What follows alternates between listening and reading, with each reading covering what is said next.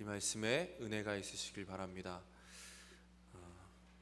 하나님의 나라가 이미 시작되었습니다. 아멘.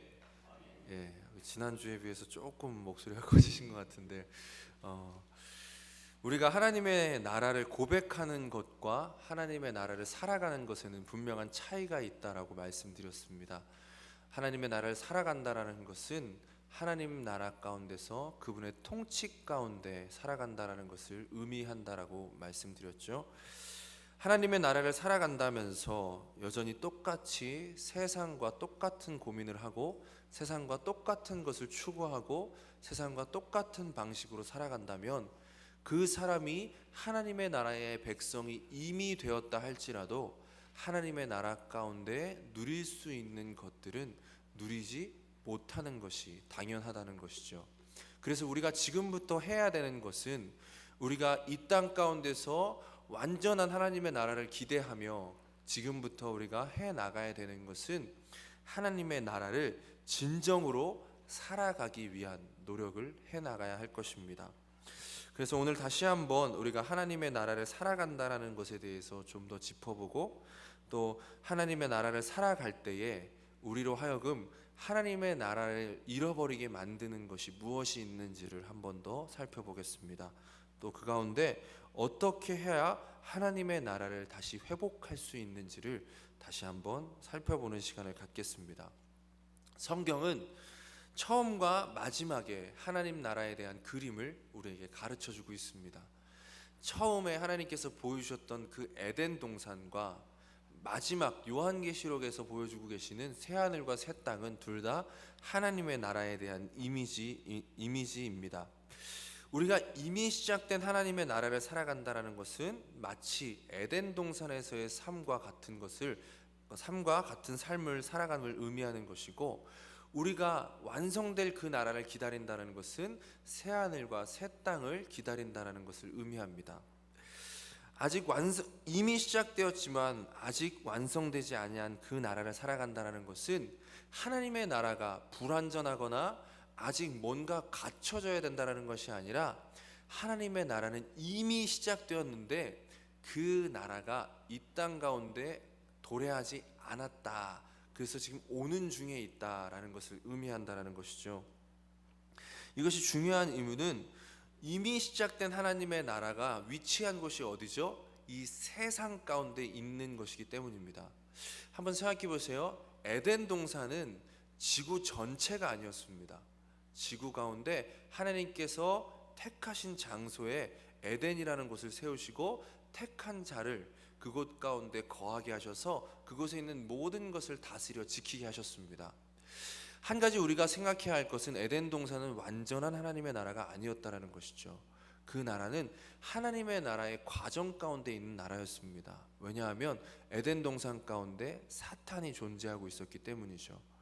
하나님의 나라, 완성된 하나님의 나라 가운데는 사탄이 존재할 수가 없습니다.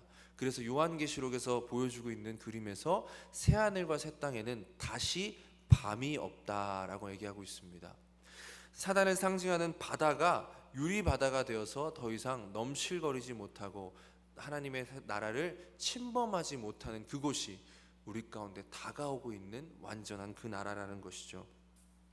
하나님께서 이렇게 처음부터 하나님의 나라의 완전한 그림을 보이지 않으시고 과정을 통해서 하나님의 나라를 이뤄가심을 나타내시는 이유는 우리가 앞서 살펴보았듯이 하나님께서 우리 인간을 만드신 목적을 생각할 때 그것을 이해할 수 있습니다. 하나님께서 창조하신 세계 가운데 하나님의 형상으로 만든 우리와 함께 누리시기 원하시는 그것이 무엇이라고 했죠?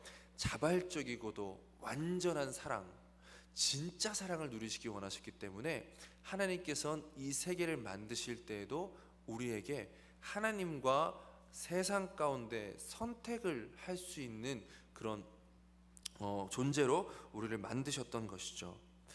하나님께서 만드신 그 에덴 동산에 거하였던 처음 사람에게는 하나님의 법을 따를 수도 있고 따르지도 않을 수 있는 선택권이 그에게 있었지만 그들은 어떻게 하였죠? 하나님의 법을 따르지 않는 것을 선택하고 하나님께서 세우신 그 나라 안에 자기들의 나라를 만들기를 소망했습니다.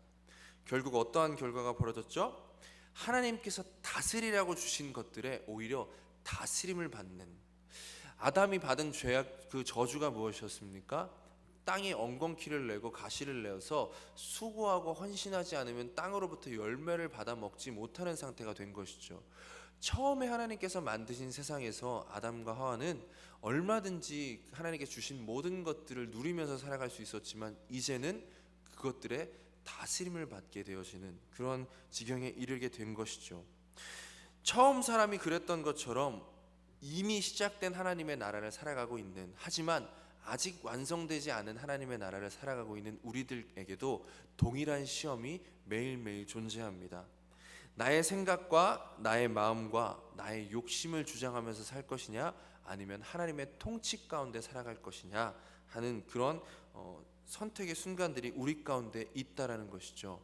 물론 우리에게는 처음 사람과 같이 우리의 힘으로 하나님의 통치를 따를 수 있는 그 선택을 할 수는 없습니다. 그것이 죄악된 본성 가운데 죄의 노예가 되어버린 우리의 그런 모습임을 우리가 앞 시간에 살펴보았습니다. 그래서 우리가 날마다 하나님으로부터 오는 의를 구하면서 하나님께서 주시는 힘으로 하나님의 통치를 따라가야 함을 우리가 함께 지난 시간에 살펴보았습니다. 그럼에도 불구하고 하나님께 나아가지 아니하고 내가 원하는 대로 내가 원하는 것들만을 추구하며 내가 바라는 세상 가운데 살아가려 하면 어떤 일이 벌어지겠습니까? 마찬가지로 세상에 다스림을 받게 되는 그런 결과가 벌어진다는 것이죠. 하나님께서는 처음 사람에게 말씀하셨듯이 우리에게 주신 모든 것들을 통해 우리가 하나님을 예배하기를 원하시는데, 우리가 도리어 세상의 것들을 예배하기 시작할 때 우리는 그것에 얽매여서 그것의 노예가 되어버린다는 것입니다. 쉬운 예로 돈을 예로 들 수 있습니다. 하나님께서 주신 돈이라는 것은 나쁜 것도 아니고 좋은 것도 아닙니다. 그런데 그것을 주신 이유는 무엇이죠? 돈을 가지고 하나님을 예배하라고 주신 것입니다. 근데 어느 순간 우리가 돈에 가치를 부여하고 돈 자체를 예배하기 시작할 때 어떻게 됩니까? 돈의 노예가 되어버리는 것입니다. 그것을 얻기 위해서 우리의 모든 수고와 헌신을 그것에 쏟아버리고 그것의 모든 가치를 두고 그것 때문에 행복하고 그것이 없을 때 불행해하는 돈의 노예가 되어버리는 것이죠. 다스리라고 주신 것에 다스림을 받게 되어지는 것, 그것은 마치 하나님의 나라를 살아감에도 불구하고 지옥과 같은 삶을 살아가는 우리들의 모습을 대변해 주는 것이라고 할 수 있습니다. 이미 시작된 하나님의 나라의 백성으로서 우리가 회복해야 되는 것은, 우리 가운데 고쳐져야 되는 것은 이러한 잘못된 것들입니다. 우리는 그래서 이런 말씀을 듣고 또 계속해서 하나님 앞에 나아감을 통하여서 우리 가운데 잘못되어진 것들, 이미 시작된 하나님의 나라의 백성임에도 불구하고 여전히 세상 가운데서 살아가고 있는 우리들의 모습을 고쳐 나가야 할 것입니다. 우리가 오늘 말씀을 통해서 확인하고 또 고쳐야 될 부분이 바로 이것이라는 것이죠. 오늘 본문을 보면 세례 요한에게 이러한 동일한 문제가 있었음을 보게 되어집니다. 마태복음 11장 2절과 3절 말씀 함께 읽어보겠습니다. 요한이 옥에서 그리스도께서 하신 일을 듣고 제자들을 보내어 예수께 여짜오되 오실 그이가 당신이오니까 우리가 다른 일을 기다리오리까. 세례 요한은 예수님께서 하나님의 보내신 자임을 가장 앞서서 확인하고 가장 앞서서 증거하였던 자였습니다. 그런데 그가 옥에 갇히고 어느 정도 시간이 흐른 후에 그의 마음 가운데 의심이 찾아왔던 것이죠. 예수님이 정말로 그분이 맞으신 것인지 아니면 다른 분을 기다려야 하는 것인지에 대한 의문이 찾아왔습니다. 이미 시작되었지만 아직 완성되었지 않은 하나님의 나라를 살아갈 때 우리가 경험하게 되는 것은 이러한 사탄의 거짓된 속삭임들입니다. 우리가 기억해야 되는 것은 사단은 이미 머리가 부서졌다는 것이죠. 예수님께서 십자가에 못 박혀 죽으시고 부활하심으로 말미암아 이미 사단의 머리를 다 으깨 놓으셨습니다. 근데 사단은 아직 숨이 붙어 있어서 우리를 빼앗을 힘은 없지만 우리에게 거짓된 것을 속삭일 수 있는 힘은 남아 있다라는 것이죠. 그래서 사단은 우리 마음 가운데 잘못된 생각을 자꾸만 집어넣으려고 합니다. 세례 요한의 마음 가운데 이러한 사단의 마음이 조용히 찾아와 이런 의문을 던져놓은 것이죠. 정말 예수님께서 그분이 맞으신가? 그래서 세례 요한이 어떻게 했습니까? 제자들을 보내서 그것을 확인하도록 합니다. 그때 예수님께서 이렇게 대답하십니다. 마태복음 11장 4절부터 읽어보겠습니다. 예수께서 대답하여 이르시되 너희가 가서 듣고 본 것을 요한에게 알리되 맹인이 보며 못 걷는 사람이 걸으며 나병 환자가 깨끗함을 받으며 못 듣는 자가 들으며 죽은 자가 살아나며 가난한 자에게 복음이 전파된다 하라. 누구든지 나로 말미암아 실족하지 아니하는 자는 복이 있도다 하시니라. 예수님께서 하신 이 말씀은 그냥 하는 말씀이 아니라 이미 구약 가운데 예언된 말씀이 예수님을 통해서 성취되고 있다라는 것을 다시 한번 확인시켜 주는 말씀이었습니다. 이사야서 35장 4절 말씀 읽어보겠습니다. 겁내는 자들에게 이르기를 굳세어라 두려워하지 말라 보라 너희 하나님이 오사 보복하시며 갚아주실 것이라. 하나님이 오사 너희를 구하시리라 하라. 그때에 맹인의 눈이 밝을 것이며 못 듣는 사람의 귀가 열릴 것이며 그때에 저는 자에겐 사슴같이 뜰 것이며 말 못하는 자는 혀는 노래하리니 이는 광야에서 물이 솟겠고 사막에서 시내가 흐를 것임이라. 이미 예수님께서 하신 이 모든 것들이 구약의 예언의 성취임을 얘기하시면서 동시에 두려워하지 말고 굳세어라라는 말까지 예수님은 이 구약의 말씀에 인용하면서 세례 요한에게 전해지고 있는 것이죠. 우리가 항상 기억해야 되는 것은 이것입니다. 예수님이 구세주이시면 문제가 없습니다. 이미 시작된 하나님의 나라에 문제가 있는 것이 아닙니다. 문제는 우리의 믿음이 흔들리고 있다는 것에 있다라는 것이죠. 예수님께서 구세주이심이 흔들리는 것이 아니라 세례 요한의 마음이 흔들린 것이었다라는 것입니다. 그래서 예수님은 실족하지 않는 자에게 복이 있다라고 얘기합니다. 마태복음의 맥락 가운데 복이 있다라는 것은 천국과 연결되어짐을 우리는 잘 알 수 있습니다. 한 가지 예로 팔복에서 심령이 가난한 자는 복이 있나니 천국이 그들의 것임이라 라고 얘기하는 것을 예를 들 수 있죠. 복이 있다라는 것과 천국이 그들의 것임이라는 것은 함께 연결되어 있다는 것이죠. 다시 말해 실족하지 않은 자는 복이 있다라고 얘기하는 주님의 말씀은 세례 요한이 다시금 믿음으로 실족하지 않을 때 그 안에 천국을 확인하게 될 것이라는 것을 얘기해 준다라는 것입니다. 이 말씀을 마치시고 주님께서는 제자들과 또 무리들에게 세례 요한이 당한 일이 어떤 일인지를 설명해 주시기 시작합니다. 마태복음 11장 7절부터 읽어보겠습니다. 그들이 떠나매 예수께서 무리에게 요한에 대하여 말씀하시되 너희가 무엇을 보려고 광야에 나갔더냐? 바람에 흔들리는 갈대냐?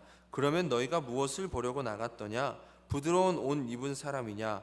부드러운 옷 입은 사람들은 왕궁에 있느니라. 그러면 너희가 어찌하여 나갔더냐? 선지자를 보기 위함이었더냐? 옳다. 내가 너희에게 이르노니 선지자보다 더 나은 자니라. 기록된 바 보라 내가 내 사자를 내 앞에 보내노니 그가 내 길을 내 앞에 준비하리라 하신 것이 이 사람에 대한 말씀이니라. 먼저 예수님께서는 세례 요한이 어떤 자인지를 얘기해 주시는데 세례 요한이 바로 구약에서 예언된 엘리야이고 예수님께서 오실 길을 예비한 큰 자임을 얘기합니다.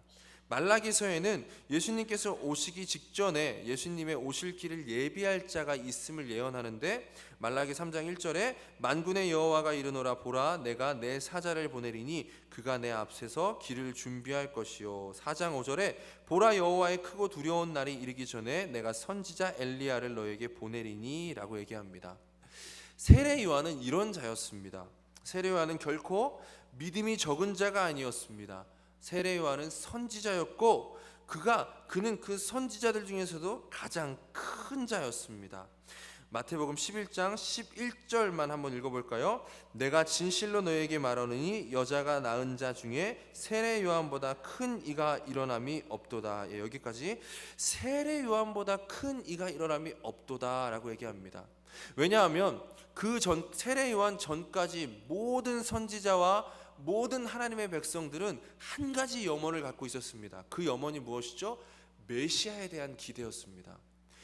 그들을 구원할 구원자가 오신다라는 믿음을 가지고 살았습니다. 그들은 오실 메시아에 대한 약속을 가지고 오실 메시아에 대한 기대를 가지고 오실 메시아를 기다리면서 살았습니다. 근데 세례 요한은 그 메시아를 본 자였습니다. 세례 요한은 가장 앞서서 그 메시아를 확인했던 자였습니다. 그는 선지자 중에 가장 큰 영광을 받았던 자였고 그는 여자가 낳은 자 중에 가장 큰 자였습니다. 우리가 기억해야 되는 것은 때때로 우리 가운데 찾아오는 의심의 문제는 우리가 하나님의 백성이 아니기 때문에 찾아오는 것은 아니라는 것이죠. 우리가 살아가는 가운데 예수님을 의심하게 되는 경우도 있고 천국에 대한 확신이 흔들리는 경우도 있습니다. 하지만 그것 자체가 우리가 하나님의 백성이 아니라는 것을 증거하는 것은 아니라는 것이죠.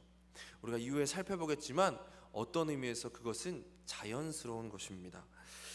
여기 보면 그 11절 후반부에 뭐라고 얘기하죠? 그러나 천국에서는 극히 작은 자라도 그보다 크니라. 12절 같이 한번 읽어보겠습니다.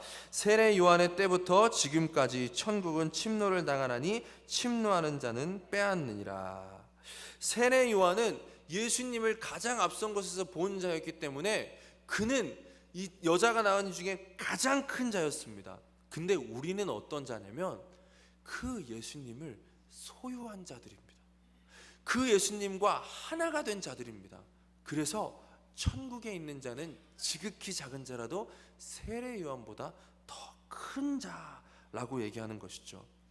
근데 동시에 그러한 축복 가운데 있는 이렇게 큰 우리에게도 여전히 세례 요한과 같은 문제는 남아있다라는 것을 예수님께서 말씀하십니다. 그 말씀이 무엇이냐? 세례 요한의 때부터 지금까지 천국은 침노를 당하나니 침노하는 자는 빼앗느니라 라는 말씀입니다. 천국이 침노를 당하고 있다는 것이죠. 우리 안에 이미 천국이 시작되었고 우리가 하나님 안에서 예수 그리스도와 하나 되어서 예수 그리스도를 소유한 자, 세례 요한보다 더 큰 자가 우리인데 우리 안에 시작된 이 천국이 빼앗김을 당하고 있다는 것입니다.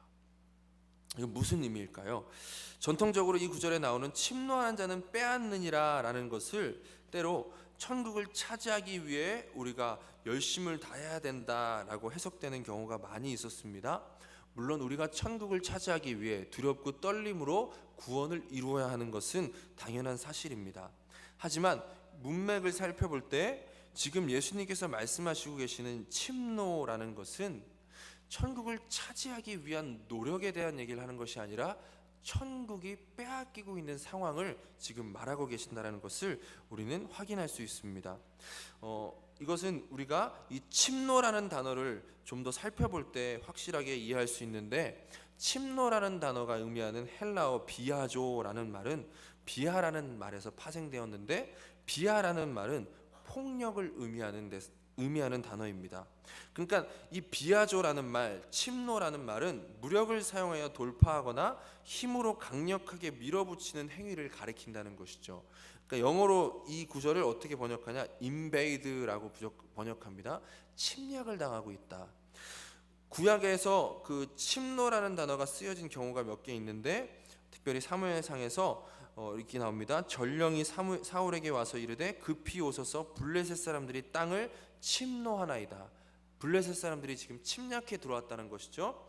사무엘상 30장 1절은 다윗과 그의 사람들이 사흘 만에 시글락에 이른 때에 아말렉 사람들이 이미 네겝과 시글락을 침노하였는데 그들이 시글락을 쳐서 불사르고, 그들이 시글락에 침략하여 들어왔다라는 것을 사용할 때 이러한 의미를 사용합니다.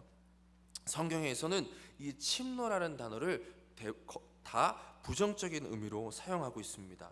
또 예수님께서 지금 세례 요한의 경우를 가지고 설명한다라는 것을 우리가 기억할 때 이 침노라는 것이 부정적인 것을 의미하고 있다는 것을 우리는 깨달을 수 있습니다.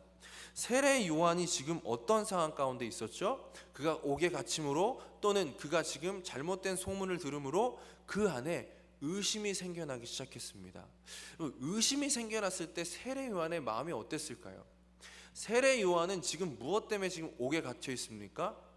예수님께서 메시아이심을 믿었기 때문에 그는 담대하게 나아가서 하나님의 말씀을 선포하였고 그 말씀을 선포함으로 말미암아 그는 옥에 갇히게 되었습니다.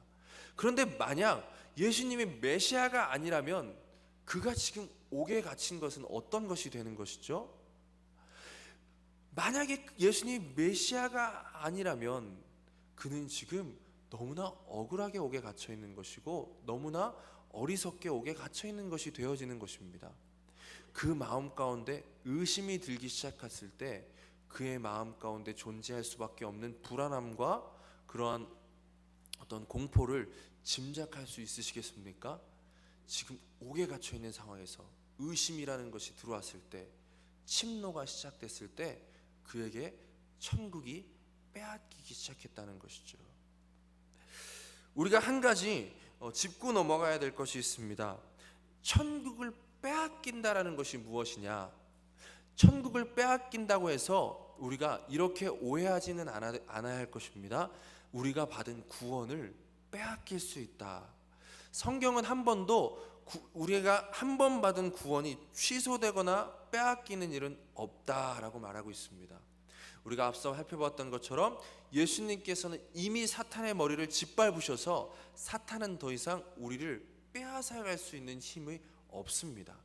로마서 8장 1절에 이렇게 얘기하죠. 함께 읽어보겠습니다.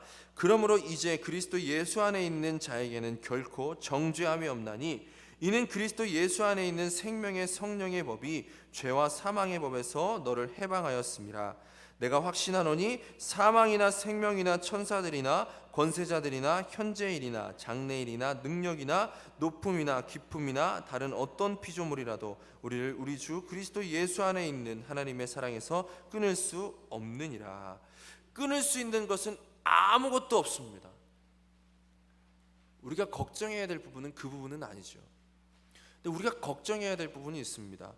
우리는 천국을 빼앗기지 않음에도 불구하고, 결코 천국은 빼앗을 수 없음에도 불구하고 우리는 천국을 빼앗기는 경우가 있습니다. 어떠한 천국을 빼앗기느냐? 여기 로마서 14장 17절 말씀 읽어보겠습니다. 하나님의 나라는 먹는 것과 마시는 것이 아니요 오직 성령 안에 있는 의와 평강과 희락이라. 하나님의 나라, 그 의는 빼앗기지 않지만 그 안에서 희락과 평강은 빼앗길 때가 있다라는 것이죠. 세례 요한이 당한 그런 실족의 상황, 세례 요한이 옥에서 그 천국을 빼앗김으로 말미암아 불안함과 어떤 공포 가운데 잠시라도 놓였던 그것, 천국의 백성임에도 불구하고 지옥과 같은 삶을 살아가게 되는 것이 우리 가운데 나타날 수 있다라는 것입니다. 지난주에 우리가 살펴봤듯이 죽음이란 무엇이었습니까? 죽음이란 하나님과의 관계가 끊어진 것을 의미합니다. 이 피조물은 창조주이신 하나님과 연결되었을 때 그 창조주이신 하나님으로부터 말미암아 생명을 공급받아 만족함 가운데 살아갈 수 있습니다. 여기서 만족함 가운데 살아간다는 것은 상황과 환경을 뛰어넘어서 하나님으로 인해 기뻐하고 감사할 수 있다는 것을 의미한다고 하였죠. 그런데 반대로 죽음 가운데 있다는 것은 무엇이라 그랬습니까? 예레미야서 2장 13절에 내 백성이 두 가지 악을 행하였나니 곧 그들이 생수의 근원이 되신 나를 버린 것과 스스로 웅덩이를 판 것인데 그것은 그 물을 가두지 못할 터진 웅덩이들이니라 라고 말씀했던 것을 기억하시기 바랍니다. 죄악 가운데 있다는 것, 죽음 가운데 있다는 것, 하나님과의 끊어진 관계 가운데 살아간다는 건 터진 웅덩이에 물을 붓는 것과 같은 공허함과 갈급함 가운데 살아간다는 것입니다. 사단이 우리 마음 가운데 침략해 들어올 때 우리의 마음에 거짓된 것을 심어주는데, 그 거짓된 것으로 말미암아 우리가 빼앗기는 것은 무엇이냐? 이 죽음의 상황 가운데 놓이게 되어지는 것입니다. 거짓된 것으로 말미암아 우리는 하나님이 아니라 다른 것을 의지하게 되어지고, 하나님이 아니라 다른 것을 의지했기 때문에 결코 만족할 수 없는 상황을 우리가 살아가게 되어지는 것이죠. 야고보서 1장 13절은 이렇게 얘기합니다. 사람이 시험을 받을 때에 내가 하나님께 시험을 받는다 하지 말지니 하나님은 악에게 시험을 받지도 아니하시고 친히 아무도 시험하지 아니하시느니라. 오직 각 사람이 시험을 받는 것은 자기 욕심에 끌려 미혹됨이니 욕심이 잉태한즉 죄를 낳고 죄가 장성한즉 사망을 낳으니라. 우리 가운데 찾아온 그 욕심에 이끌리게 되면 결국 사망 가운데 우리가 살아가게 되어진다는 것이죠. 죽음의 삶, 만족이 아니라 갈급함 가운데 살아가는 삶. 이미 하나님의 백성이 되었음에도 불구하고 하나님을 보지 못하고 하나님의 통치를 따르지 못해서 세상의 방법과 세상의 것들을 의지해서 만족하지 못하고 세상 사람들과 마찬가지로 더 많은 것, 더 좋은 것, 더 훌륭한 것들을 구하고 있는 우리의 모습이 그런 것들을 증거해주고 있음을 우리가 기억해야 할 것입니다. 이러한 침략이 우리 가운데 있다라는 것은 마치 이런 것과 같습니다. 우리가 이미 시작한 하나님의 나라를 살아간다는 것은 에덴 동산의 아담과 하와가 살아가는 것과 마찬가지라 그랬죠. 에덴 동산의 아담과 하와가 하나님의 통치를 거부하고 자기 스스로의 왕국을 계획했을 때 그들이 어떤 벌을 받았습니까? 에덴 동산에서 추방되는 벌을 받았습니다. 그들이 추방될 때 그들은 가죽옷을 받고 나아갔습니다. 하나님께서 그들을 버리지 않으셨다라는 것이죠. 그럼에도 불구하고 그들은 에덴에서 쫓겨났습니다. 에덴은 기쁨이란 뜻을 갖고 있습니다. 우리가 하나님의 백성이 되었음에도 불구하고 하나님 나라에서 누릴 수 있는 기쁨을 빼앗긴 채 살아가는 것과 마찬가지입니다. 지난주에 드린 말씀처럼 법을 준수하지 않는 사람은 그 나라에서 주는 혜택을 경험하지 못하고 때로 감옥에 가게 되어지기도 합니다. 하나님께서는 그 통치 가운데 있지 않은 우리들을 결코 그냥 내버려 두시지는 않을 것입니다. 물론 하나님께서 왜 이런 것들을 허용하시느냐, 이것에 대해서 우리는 정확하게 설명하기는 힘들 것입니다. 하지만 우리가 한 가지 짐작할 수 있는 것은 하나님께서 원하시는 것이 우리의 완전하고 자발적인 사랑이시기 때문에 우리로 하여금 그 완성될 하나님의 나라에 어울리는 존재로 우리를 만들어 가시는 과정에 이러한 것들이 필요했기 때문에 우리에게 그러한 고통을 허용하시기도 한다라는 것이죠. 이러한 과정을 통해 하나님을 떠난 자의 고통이 어떠한 것인지를 맛보게 하시고 다시는 그 고통 가운데 놓이지 않기 위해 노력하는 우리가 될 수 있도록 우리를 변화시켜 나간다는 것이죠. 하나님의 나라는 하나님만으로 만족하는 나라입니다. 그런데 우리가 여기서 하나님이 아니라 다른 곳에 만족하려 할 때 우리가 만약 거기서 만족을 누린다면 우리가 어떻게 그 나라를 소망할 수 있겠습니까? 하나님께서는 이러한 것들을 가르쳐 주시기 위해 때로 우리가 천국을 빼앗기는 것을 허용하시기도 한다라는 것입니다. 또한 사탄과 그들을 따르는 세상을 이미 심판하고 계심을 우리에게 설명해 주시기 위해 어떠한 경우에서 그러한 고통과 그러한 상실을 실족함을 경험하게 해주기도 하신다라는 것이죠. 우리가 다 이해하지 못한다 하더라도 중요한 것은 우리 가운데 분명히 그러한 침노가 있고 그 침노를 통해 천국을 빼앗기는 경우가 있다라는 것입니다. 우리가 오늘 시간의 어떤 제약으로 인해 중간에 13절부터 24절까지의 내용은 살펴보기 힘들겠지만 거기서 이제 예수님께서 말씀하시는 것이 무엇이냐면 이 하나님의 나라의 백성 아닌 자들의 모습이 어떠한지를 이제 우리에게 가르쳐주고 계십니다. 하나님 나라의 백성 아닌 자들은 이러한 상황들 가운데 피리를 불어도 춤추지 아니하고 슬퍼로도 가슴을 치지 아니함과 같이 전혀 요동하지 않는 그러한 가운데, 어떤 하나님의 베푸신 기적 가운데 하나님께 돌아오려고 하지도 아니하고 하나님의 그런 나라를 빼앗김으로 실족함 가운데 하나님을 찾지도 아니하는 그런 모습을 설명해 주고 계시죠. 그러한 가운데 이미 시작된 하나님 나라의 백성들은 어떠한 자들인지를 우리에게 설명해 주시는데, 마태복음 11장 25절 말씀 읽어보겠습니다. 그때에 예수께서 대답하여 이르시되 천지의 주제이신 아버지여, 이것을 지혜롭고 슬기 있는 자들에게는 숨기시고 어린 아이들에게는 나타내심을 감사하나이다. 옳소이다. 이렇게 된 것이 아버지의 뜻이니이다. 내 아버지께서 모든 것을 내게 주셨으니 아버지 외에는 아들을 아는 자가 없고 아들과 또 아들의 소원대로 계시를 받는 자 외에는 아버지를 아는 자가 없느니라. 하나님께서는 때때로 이러한 침략을 허용하시고 그 천국을 빼앗기는 것을 허용하심을 통해 우리의 문제가 무엇인지를 보게 하시고 우리의 정체성이 어떠한 것인지를 확인하게 하십니다. 여기 보면 두 가지 종류의 사람이 구별되는데, 지혜롭고 슬기 있는 자들과 어린 아이들이 나타납니다. 지혜롭고 슬기 있는 자들은 어떤 자들이죠? 여전히 자신의 힘을 의지하고 자신의 힘으로 삶을 살아가고자 하는 자들입니다. 그런데 이러한 자들에게 하나님께서 숨기셨다라고 얘기하고 있습니다. 반대로 어린아이들은 어떤 자들이죠? 자기의 힘으로 살 수 없음을 인정하고 부모에게, 아버지에게 나오는 자들, 그러한 자에게 모든 것을 나타내 주시고 계심을 말씀해 주고 있는 것이죠. 낙심이 찾아오는 것은 문제가 아닙니다. 세례 요한은 가장 큰 선지자였음에도 불구하고 그 마음 가운데 낙심이 있었습니다. 천국을 빼앗기는 일을 경험했습니다. 천국을 빼앗기는 일을 경험하는 것 자체는 사실 문제라고 할 수 없습니다. 그런데 문제는 무엇이냐? 빼앗긴 채로 그냥 주저앉아 있는 것이 문제라는 것입니다.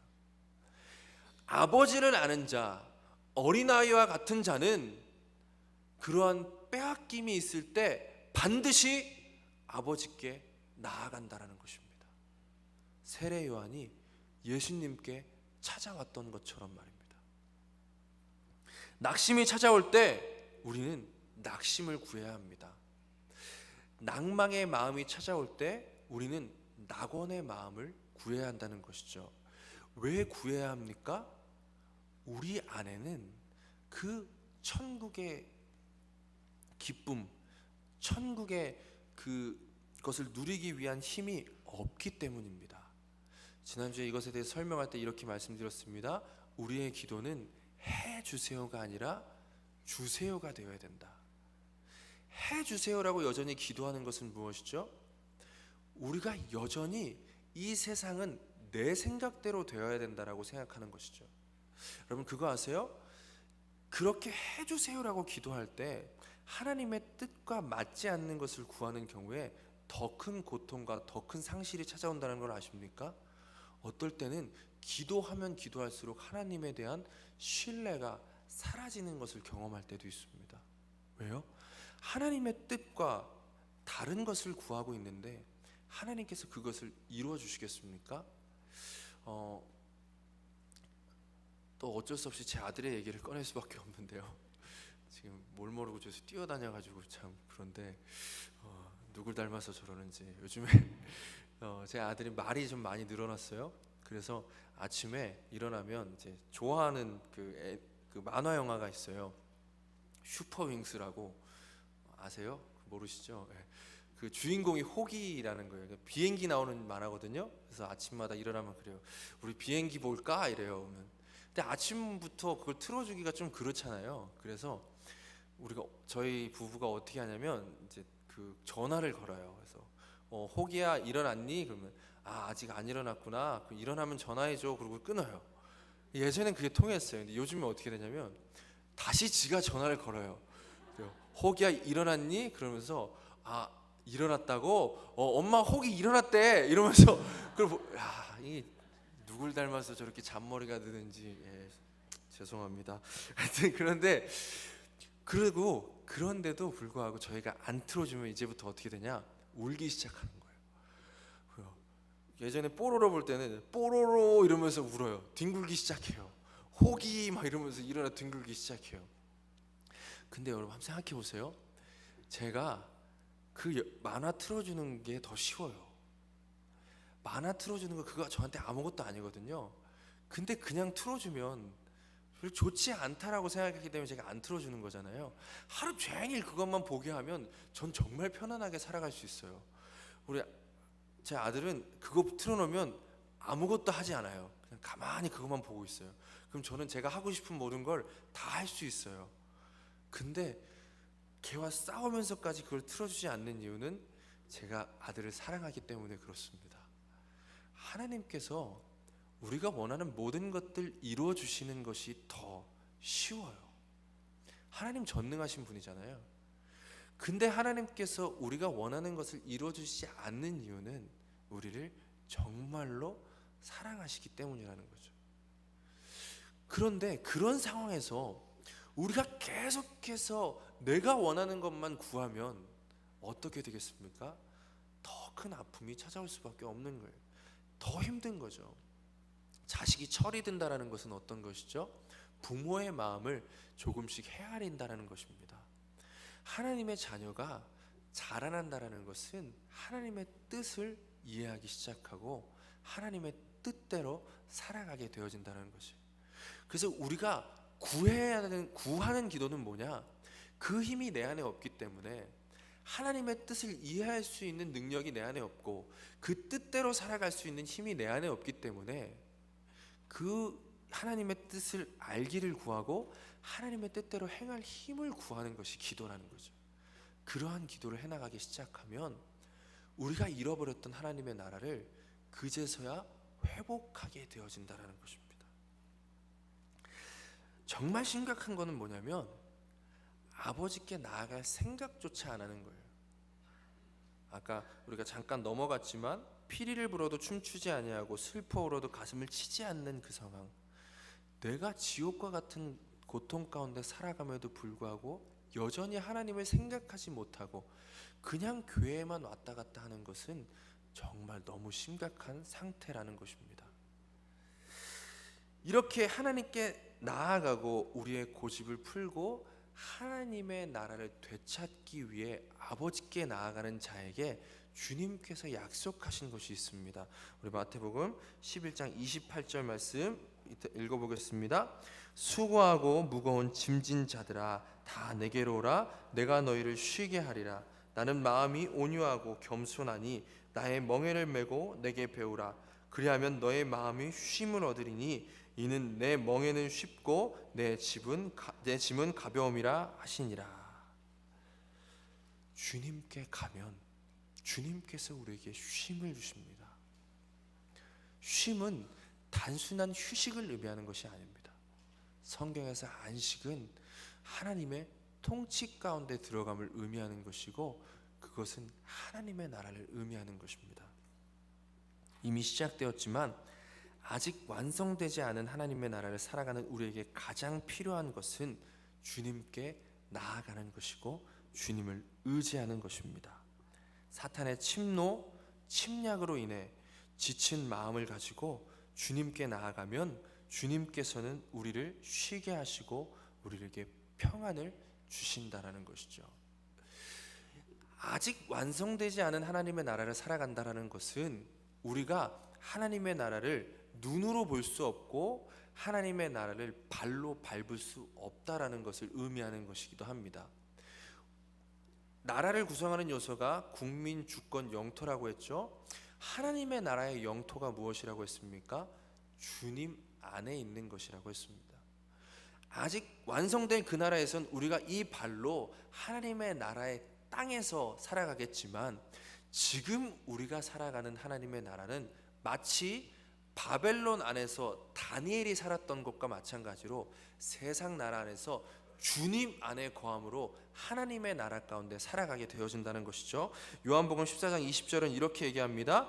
그날에는 내가 아버지 안에 너희가 내 안에 내가 너희 안에 있는 것을 너희가 알리라. 너희가 내 안에 거하고 내 말이 너희 안에 거하면 무엇이든지 원하는 대로 구하라. 그리하면 이루리라. 우리가 주님 안에 있을 때, 주님께 나아갈 때 주님의 마음과 우리의 마음이 하나가 되어져서 주님의 뜻대로 모든 것이 이루어지고 있음을 보게 되어지고 우리의 소원이 주님의 뜻대로 이루어지고 있음을 보게 되어져서 만족함이 있고 그 안에 하나님의 나라를 누리게 된다는 것입니다. 주님 안에 있을 때에만. 우리가 여행을 가거나 아무리 좋은 곳에 있어도 불편한 사람과 함께하면 그 여행의 기억이 좋지 못할 때가 있음을 우리가 생각해 볼 수 있습니다. 반대로 좀 별로인 곳을 가더라도 그렇게 좋지 못한 환경 가운데 있더라도 정말 사랑하는 사람과 함께 있다면 그것 자체가 정말 행복한 기억이었음을 우리가 떠올리게 됩니다. 우리에게 정말 중요한 것은 환경이 아니라 마음이라는 것을 깨달아야 한다는 것입니다. 우리가 지금 살고 있는 세상을 바라본다면 우리는 침노를 당하고 우리 안에 있는 천국의 희락과 화평을 빼앗기게 될 것입니다. 하지만 우리와 함께 하시는 주님을 바라보며 주님 안에 거할 때 우리는 그 안에서 하나님의 나라를 경험하게 되어진다는 것이죠. 어떠한 상황 가운데도 하나님으로 말미암아 하나님께서 주시는 만족으로 기쁨과 감사함의 삶을 살아가게 되어질 수 있다라는 것입니다. 우리는 주님 안에 있을 때 하나님의 뜻 가운데 모든 것이 이루어짐을 보게 될 것이고 그것에 대한 만족으로 어떠한 상황 가운데 놓이더라도 기쁨과 감사함을 빼앗기지 않게 된다라는 것입니다. 그런데 여기서 예수님께서 단순히 그냥 쉬게 하리라로 끝나는 것이 아니라 그 뒤에 몇 가지 말을 보태십니다. 무엇이죠? 나의 멍에를 메고 내게 배우라 라고 얘기하는 거죠. 이것은 잠깐 쉬었으면 이제 가서 일해라 이런 것을 의미하는 것이 아니라 주님께서 메신 멍에를 메고 주님께서 하신 것을 배우는 것이 진정한 쉼을 가져오는 것임을 우리에게 가르쳐주고 계시는 것입니다. 예수님께서 메신 멍에가 무엇이죠? 하늘의 영광을 버리시고 이 땅 가운데 오셔서 지신 십자가가 바로 주님께서 지신 멍에였습니다. 그것은 무엇보다 치욕스럽고 고통스러운 것이었습니다. 그래서 이 땅 가운데 사셨던 예수님에게 실제로 괴로움과 낙심이 찾아오는 순간들이 있었다라는 것을 우리는 복음서의 내용을 통해 확인하게 됩니다. 요한복음 12장 27절 말씀 읽어보겠습니다. 지금 내 마음이 괴로우니 무슨 말을 하리요? 아버지여 나를 구원하여 이때를 면하게 하여 주옵소서. 그러나 내가 이를 위하여 이때에 왔나이다. 아버지여 아버지의 이름을 영광스럽게 하옵소서 하시니 이에 하늘에서 소리가 나서 이르되 내가 이미 영광스럽게 하였고 또다시 영광스럽게 하리라 하시니 곁에 서서 들은 무리는 천둥이 울렸다고도 하며 또 어떤 이들은 천사가 그에게 말하였다고도 하니 예수께서 대답하여 이르시되 이 소리가 난 것은 나를 위한 것이 아니요 너희를 위한 것이라. 예수님에게 그 멍에로 말미암아 괴로움이 찾아왔습니다. 그런데 예수님께서는 결코 낙심 가운데 낭망한 채로 주저앉아 계시지 않으셨습니다. 오히려 아버지께 나아가 그 괴로움을 해결하셨습니다. 여기 보면 하나님께 나아갈 때 하나님께서 하늘로부터 소리를 내셔서 내가 이미 영광스럽게 하였고 또다시 영광스럽게 하리라 라는 말씀을 주변에 있는 자들로 하여금 듣게 하십니다. 그리고 예수님께서 설명하실 때 뭐라고 말씀하시죠? 이것이 나를 위함이 아니라 너희를 위함이다 라고 얘기합니다. 왜냐하면 예수님께서는 이미 충만하신 교제 가운데 이 모든 것을 다 알고 계셨기 때문이죠. 도리어 우리가 기도하고 우리가 예수님을 따라서 예수님께 배우고 예수님께서 하신 것과 같이 나아가면 이와 같은 것을 확인하게 되어질 수 있다는 것을 우리에게 가르쳐 주시기 위해서 이것을 보여주시는 것이죠. 이미 영광스럽게 하고 또다시 영광스럽게 하리라. 우리가 주님께 나아가면 우리가 이미 하나님 나라의 백성 되었음을 다시금 확인시켜 주실 것이고, 하나님께서 반드시 우리를 하나님의 나라 가운데 들어가게 하실 것임을 확신을 갖게 하신다라는 말씀인 것입니다. 계속해서 요한복음 14장 1절에는 이렇게 말합니다. 너희는 마음에 근심하지 말라. 하나님을 믿으니 또 나를 믿으라. 내 아버지 집에 거할 곳이 많도다. 그렇지 않으면 너에게 일렀으리라. 내가 너희를 거하여 거처를 예비하러 가노니. 우리가 주님에게서 배워야 하는 것은 마음에 근심이 찾아왔을 때 근심 가운데 머무는 것이 아니라 주님을 믿는 믿음으로 주님께 나아가는 것입니다. 주님께서 무엇이라고 말씀하십니까? 내가 너희를 위하여 거처를 예비하러 가신다라고 얘기하셨습니다. 우리에게 하나님의 나라가 시작되었고 그 나라를 위해 주님께서 지금도 일하고 계신다라는 것을 우리에게 가르쳐 주시는 것입니다. 우리에게 필요한 것은 우리에게 마주친 상황이 나아지는 것이 아닙니다. 우리에게 있는 문제가 해결되는 것이 아닙니다.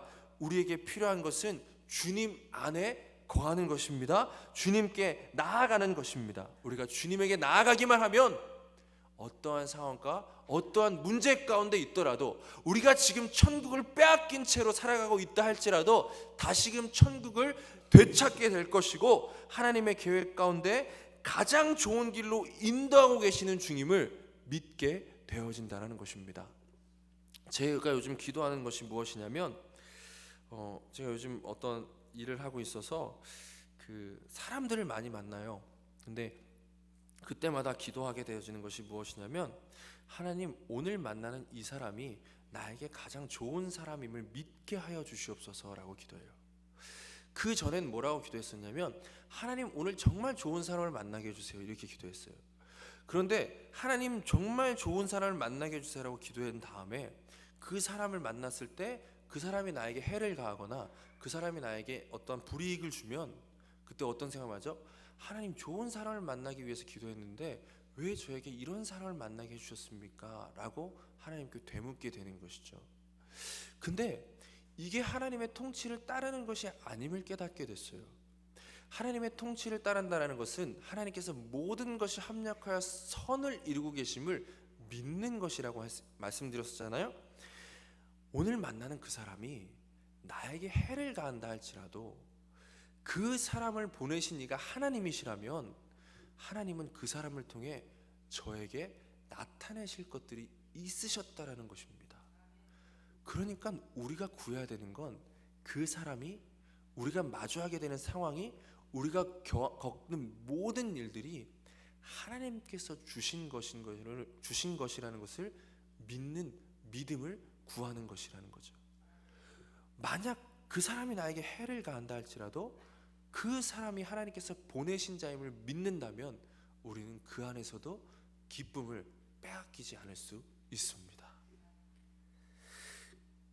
그러할 때 우리가 경험하게 되는 것이 무엇이냐? 요한복음 14장 26절 이렇게 한번 읽어보겠습니다. 보혜사 곧 아버지께서 내 이름으로 보내실 성령, 그가 너에게 모든 것을 가르치고 내가 너에게 말한 모든 것을 생각나게 하리라. 평안을 너에게 끼치노니 곧 나의 평안을 너에게 주노라. 내가 너에게 주는 것은 세상이 주는 것과 같이 아니하니라. 너희는 마음에 근심하지도 말고 두려워하지도 말라. 우리가 성령 안에서 이러한 모든 것을 구하면서 주님께 나아갔을 때 우리가 경험하게 되어지는 평안함, 주님께서 오늘 본문에서 말씀하시는 그 쉼은 세상이 결코 알지 못하는, 세상이 주는 것과 같지 않은 평안함이라는 것입니다. 세상이 주는 평안함은 무엇입니까? 내가 원하는 것이 이루어졌을 때, 내 생각대로 되어졌을 때 느끼는 평안함을 세상에서 주는 평안함이라고 합니다.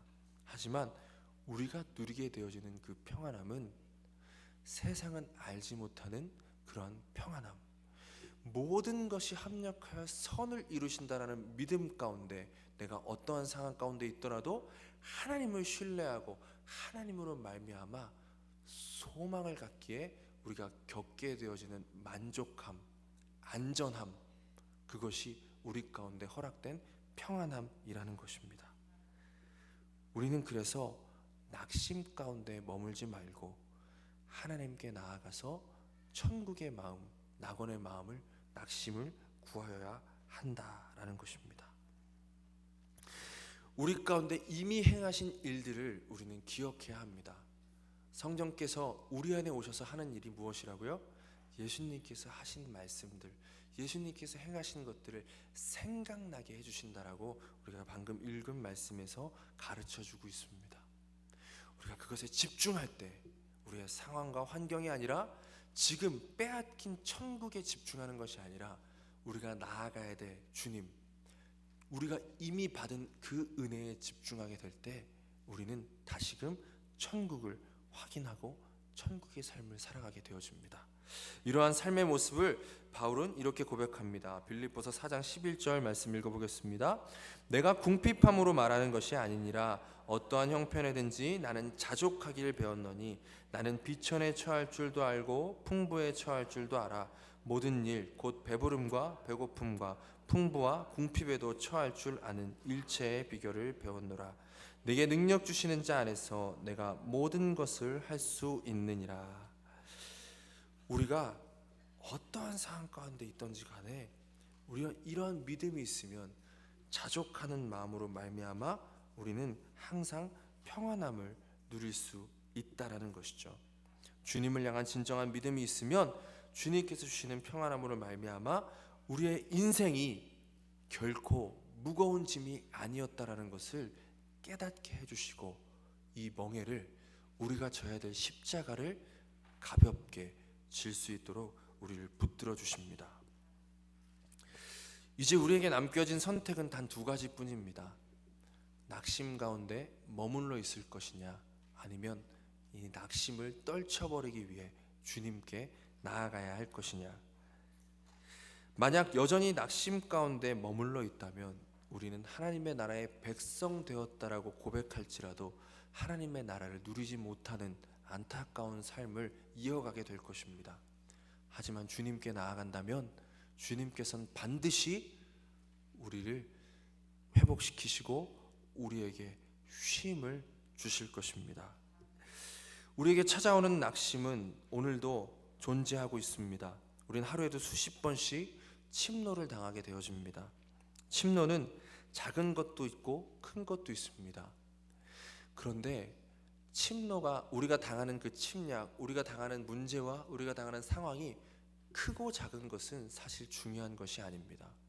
왜냐하면 아무리 작은 구멍이라 할지라도 댐을 무너뜨리는 결과가 나올 수도 있다는 것이죠.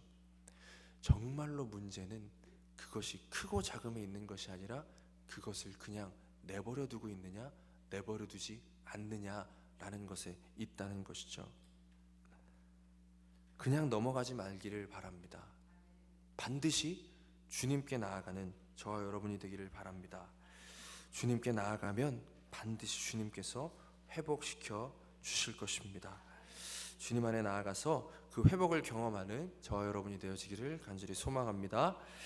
우리 시간에 함께 같이 기도하겠습니다. 우리 시간에 함께 기도할 때 우리 가운데 빼앗겼던 그것들을 다시 되찾기를 하나님 앞에 구하기 원합니다. 우리가 천국을 빼앗긴 채 여전히 세상과 똑같은 방식으로 세상과 똑같은 것을 구하면서 살아가고 있었음에도 불구하고